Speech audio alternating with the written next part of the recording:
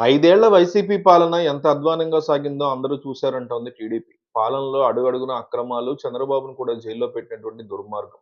ఇక YCP social media చేసినటువంటి అరాచకాలు అన్నీ ఇన్ని కావు. పవన్ కళ్యాణ్ కూతురు మీద కూడా దారుణమైనటువంటి పోస్టులు పెట్టిన పైశాచికత్వం టీడీపీ, జనసేన నాయకులు ఎవరిని వదిలిపెట్టలేదు వాళ్ళు. మహిళా నేతల మీద అమానుషమైనటువంటి మాటల దాడి అప్పట్లో జరిగింది. శ్రీరెడ్డిని ఎగదోశారు. సభ్య సమాజం సహించలేని భాష వాడారు. బూతులు, తిట్లు అబ్బో! చెవులు, కళ్ళు మూసుకోవాల్సిందే. ఆనాడు అంతలా రెచ్చిపోయింది బ్లూ సోషల్ మీడియా. నిండు అసెంబ్లీలో నారా భువనేశ్వర్ మీదే కారుకూతలు కోశారు. చంద్రబాబుతో కన్నీళ్లు పెట్టించారు. కట్ చేస్తే ఆ పాపాలన్నీ పండి జగన్ ప్రభుత్వం పడిపోయింది. కూటమి సర్కార్ కొలువుదీరాక రివెంజ్ పాలిటిక్స్ నడుస్తాయేమోనని కొందరు అనుకున్నారు. బూతుకు బూతు, తిట్టుకు తిట్టు సోషల్ మీడియాలో రచ్చ చేస్తారని భావించారు. కానీ అలా జరగటం లేదు. జగన్‌కి, చంద్రబాబుకు ఉన్నటువంటి తేడా అదే మరి అంటున్నారు. చంద్రబాబు, పవన్ కళ్యాణ్ ముందే చెప్పారు. మహిళల్ని కించపరిచేలా ఎవరు మాట్లాడినా సహించేది లేదని ముందే తేల్చి చెప్పారు. అలాంటి చీప్ పాలిటిక్స్ చేయొద్దని కేడర్‌ని ముందే హెచ్చరించారు. అన్నట్టుగానే ఇప్పుడు టీడీపీ అధినేత సీఎం చంద్రబాబు హద్దు దాటిన కార్యకర్తల మీద వేటు వేశారు. వైఎస్ భారతి మీద అసభ్యకరమైనటువంటి కామెంట్స్ చేసిన ఐటీడీపీ కార్యకర్త చేబ్రోలు కిరణ్‌ని పార్టీ నుంచి సస్పెండ్ చేయడం చంద్రబాబు మార్క్ క్లీన్ పాలిటిక్స్ నిదర్శనం అంటున్నారు. కిరణ్ మీద కేసు నమోదు చేసి వెంటనే అరెస్ట్ చేయించారు. చంద్రబాబు తీరు ఇలా ఉంటుంది మరి. తమ పార్టీ వాడే కదా అని ఏమాత్రం ఉపేక్షించేది లేదు.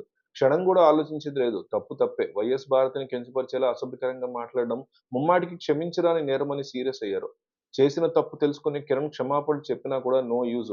నోటికొచ్చినట్టు ఎవరు వాగినా వదిలిపెట్టేది లేదని చంద్రబాబు క్లియర్ కట్‌గా చెప్తున్నారు. వైసీపీ హయాంలో రెచ్చిపోయినటువంటి బోరుగడ్డ అనిల్‌కి చెప్పకూడు తప్పలేదు. ఇష్టం వచ్చినట్టు నోరు పారేసుకున్న పోసానితో జైలు ఊచలు లెక్కబెట్టించారు. వల్లభనేని వంశీని కూడా లోపలేశారు.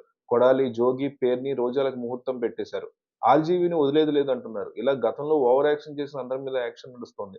వైసీపీ వాళ్ళ మీద మాత్రం కేసులుంటాయని అనుకోవడానికి లేదు. తాజా ఘటనలో టీడీపీ కార్యకర్త చేబ్రోలు కిరణ్ మీద కూడా కేసు నమోదవుతుందంటే, ఇలాంటి విషయాల్లో చంద్రబాబు ఎంత సీరియస్‌గా ఉన్నారో తెలుస్తోంది. రాజకీయాల్లో విమర్శలు, ప్రతి విమర్శలు కామనే. ఆరోపణల వరకు ఓకే. కానీ ఇందులో మహిళలను లాగితే, నోటికొచ్చినట్టు బూతులు తిడితే, అవి కూడా బూతులు ఎక్కువగా మాట్లాడితే తాట తీసుడే. అది ఎవరైనా సరే, అది ప్రతిపక్షమైనా, స్వపక్షమైనా అనేటువంటి అంశాన్ని చంద్రబాబు తేల్చి చెప్పారు. మాజీ ఎంపీ, వైసీపీ నేత గోరంట్ల మాధవ్‌ని సంబంధించి గుంటూరు పోలీసులు అరెస్ట్ చేశారు. వైఎస్ భారత్ మీద అనుచిత కామెంట్లు చేసిన చేబ్రోలు కిరణ్ మీద మాధవ్ దాడికి యత్నించారు. కిరణ్‌ని పోలీసులు వెహికల్‌లో తరలిస్తూ ఉండగా ఆ వాహనాన్ని గోరంట్ల మాధవ్ అతని అనుచరులు వెంబడించారు.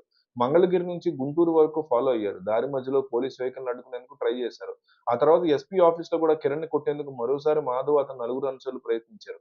పోలీసులు వెంటనే అలర్ట్ అయ్యి మాధవ్ అండ్ బ్యాచ్‌ని అదుపులో తీసుకున్నారు. వారిని గుర్తు తెలియనటువంటి ప్రాంతానికి తరలించారు. ఐటీడీపీ కార్యకర్త చేబ్రోలు కిరణ్ ఎపిసోడ్ ఉదయం నుంచి ఏపీలో కాకరేపుతూనే ఉంది. వైఎస్ జగన్ సతీమణి భారతి గురించి అతను అనుచిత వ్యాఖ్యలు చేయడం కలకలం రేపింది. అయితే ఒక పెద్ద నాయకుడు ఇలాంటివి పట్టించుకోవద్దని చంద్రబాబుని ఇలాంటివి వదిలేయమని కోరినా కూడా చంద్రబాబు ఏమాత్రం వెనక్కి తగ్గకుండా ఈ విషయంలో చాలా సీరియస్ అయినట్టుగా మనకు వార్తలొస్తున్నాయి.